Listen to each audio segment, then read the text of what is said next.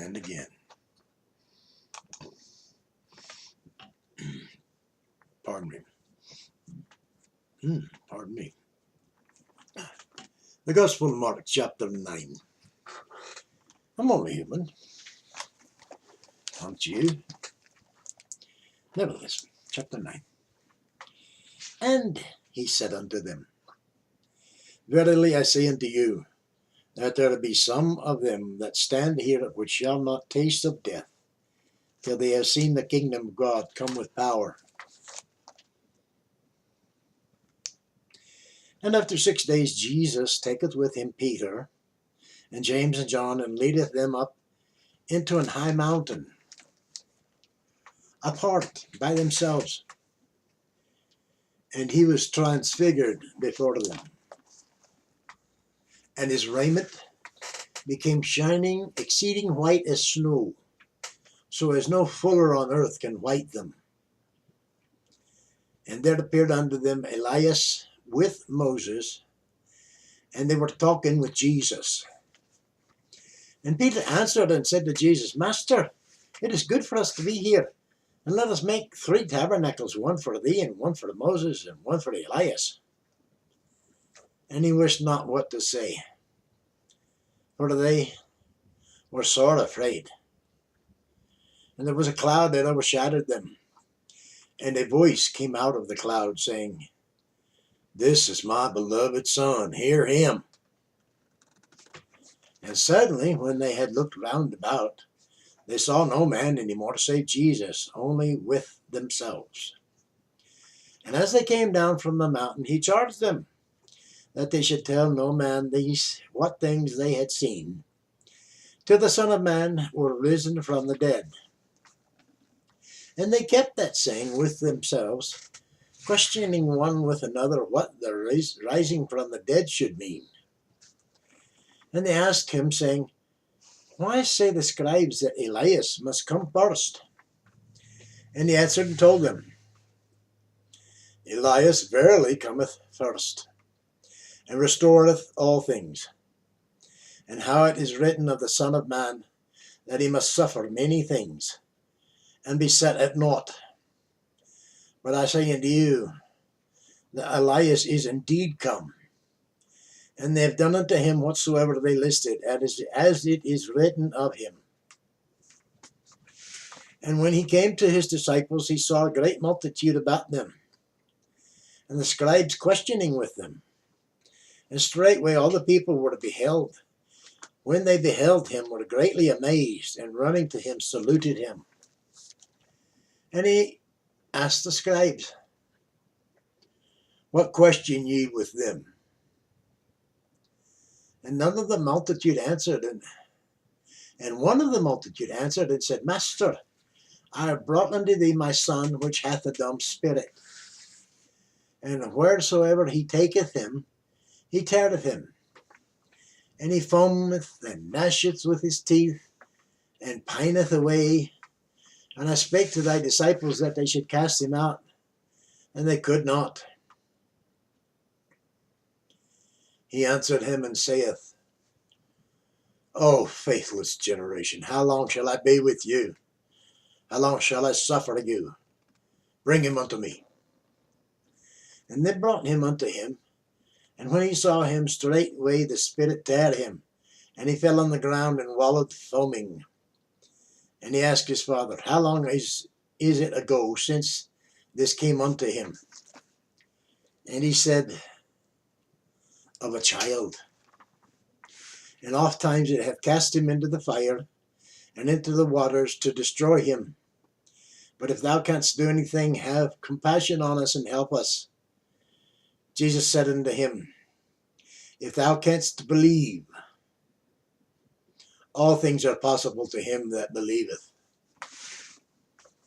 And straightway the father of the child cried out and said with tears, Lord, I believe.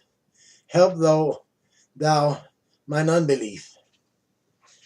When Jesus saw that the people came running together, he rebuked the foul spirit, saying unto him, Thou dumb and deaf spirit, I charge thee, come out of him, and enter no more into him. And the spirit cried and rent him sore and came out of him. And he was as of one dead, inasmuch that many said, He is dead. But Jesus took him by the hand and lifted him up, and he arose. And when he was come into the house, his disciples asked him privately, Why could we not cast him out? And he said unto them, This kind can come forth by nothing, but by prayer and fasting. And they departed thence and passed through Galilee. And he would not that any man should know it. For he taught his disciples and said unto them, The Son of Man is delivered into the hands of men, and they shall kill him. And after that he is killed, he shall rise the third day. But they understood not that saying, and were afraid to ask him. And he came to Capernaum, and being in the house, he asked them, What was it that ye disputed among yourselves by the way? But they held their peace, for by the way they had disputed among themselves who should be the greatest. And he sat down and called the 12, and saith unto them, If any man desire to be first, the same shall be last of all, and servant of all. And he took a child and set him in the midst of them. And when he had taken him in his arms, he said unto them, Whosoever shall receive one of such children, in my name receiveth me. And whosoever shall receive me receiveth not me, but him that sent me. And John answered him, saying, Master, we saw one casting out devils in thy name, and he followeth not us, and we forbade him, because he followeth not us. But Jesus said, Forbid him not, for there is no man which shall do a miracle in my name that can lightly speak evil of me. For he that is not against us is on our part. For whosoever shall give you a cup of water to drink in my name, because ye belong to Christ, verily I say unto you, he shall not lose his reward. And whosoever shall offer one of these little ones that believe in me, and whosoever shall offend one of these little ones that believe in me, it is better for him that a millstone were hanged about his neck, and he were cast into the sea. And if thy right hand offend thee, cut it off. It is better for thee to enter into life maimed, than having two hands to go into hell, into the fire that never shall be quenched, where their worm dieth not, and the fire is not quenched. If thy foot offend thee, cut it off. It is better for thee to enter the halt into life, than having 2 feet to be cast into hell, into the fire that never shall be quenched, where their worm dieth not, and the fire is not quenched. And if thine eye offend thee, pluck it out. It is better for thee to enter into the kingdom of God with one eye, than having 2 eyes to be cast into hellfire, where their worm dieth not, and the fire is not quenched. For everyone shall be sealed with fire, salted, for everyone shall be salted with fire, and every sacrifice shall be salted with salt. Salt is good, but if the salt hath lost its saltiness, wherewith will ye season it? Have salt in yourselves, and have peace one with another. That concludes Mark chapter 9. Now, thank you for viewing. I have one little comment I want to add to this. Personally, I know in other places it says once you've taken the mark of the beast, that you're condemned forever. I happen to believe that's for those who willingly take it.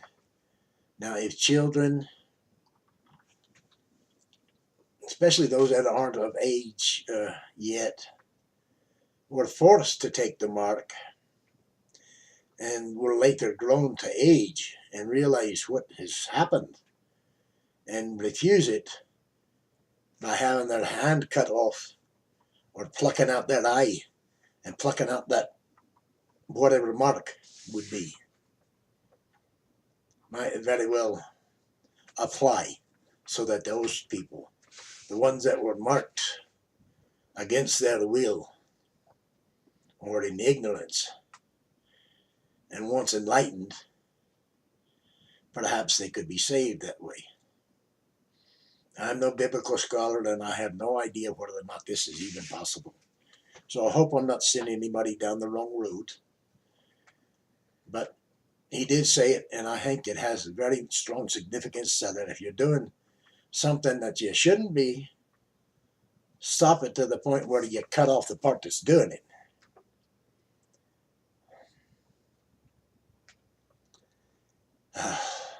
Nevertheless, like, share, comment, subscribe, tuck in a prayer request. Do good one to another. Go and sin no more, he said too. Be blessed. Be a blessing.